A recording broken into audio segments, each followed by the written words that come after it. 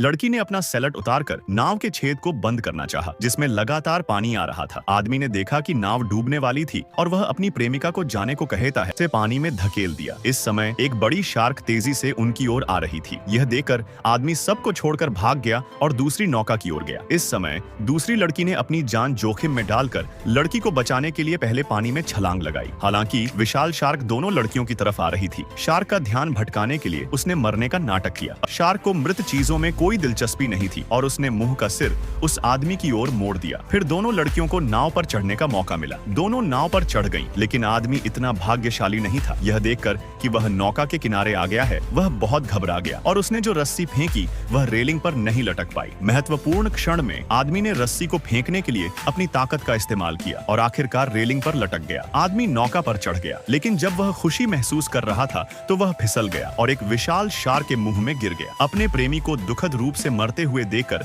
लड़की बेहद दुखी थी। हालांकि रात होने तक शार्क कहीं नहीं गई। दोनों लड़कियां बातें कर रही थीं। कुछ समय बाद शार्क फिर आई। फिर एक लड़की ने गुस्से में हार्पून उठाया और सही समय पर शार्क को चाकू मार दिया। शार्क दर्द में बहुत संघर्ष कर रही थी। जब दोनों नाव को आगे पीछे खींच रहे थे तभी विशाल शार्क ने नाव को पलट दिया और दोनों पानी में गिर गईं। उनके पास इसके बारे में सोचने का समय नहीं था और वे नाव की ओर तेजी से तैर गईं, लेकिन उन्हें उम्मीद नहीं थी कि सबसे अच्छे दोस्त के कटे हुए पैर से बहुत खून बह रहा था। तुरंत समुद्र खून से लाल हो गया। लड़की पहले तैरते हुए एक बड़ी लकड़ी के प्लेट पर चढ़ गई। उसे लगा कि शार्क उसका पीछा नहीं कर रही है, लेकिन उसे नहीं पता था कि वह खून की गंध सूंघते हुए अंधेरे में दुबकी हुई थी। जब लड़की अपनी सबसे अच्छी दोस्त को खींचने वाली थी तभी एक दुर्घटना हुई। एक शार्क ने अचानक हमला कर दिया और एक पल में उसकी टांग को काट लिया। कई बार कोशिश करने के बाद भी उसकी सबसे अच्छी दोस्त शार्क के मुंह में मर गई। अपनी सबसे अच्छी दोस्त और प्रेमी की मौत ने उसका दिल तोड़ दिया। जैसे जैसे समय बीता गया तापमान तेजी से गिरने लगा और लड़की को पानी चाहिए था। उसने ठंड को सहन किया और तैरते हुए प्लेटफॉर्म पर लकड़ी के बक्से को खोला। अप्रत्याशित रूप से उसमें ताजे पानी की एक बोतल थी। उसने बिना किसी हिचकिचाहट के पानी पी लिया। ताजा पानी पीने के बाद उसने खोज जारी रखी। उसे आश्चर्य हुआ कि उसमें एक बंदूक नहीं बल्कि एक सिग्नल गन और 3 गोलियां मिली। हालांकि गोलियां लोड करने के कुछ समय बाद उसने गलती से दूरी पर एक मछली पकड़ने वाली नाव देखी जिसमें एक चमकदार रोशनी थी और उसने बिना किसी हिचकिचाहट के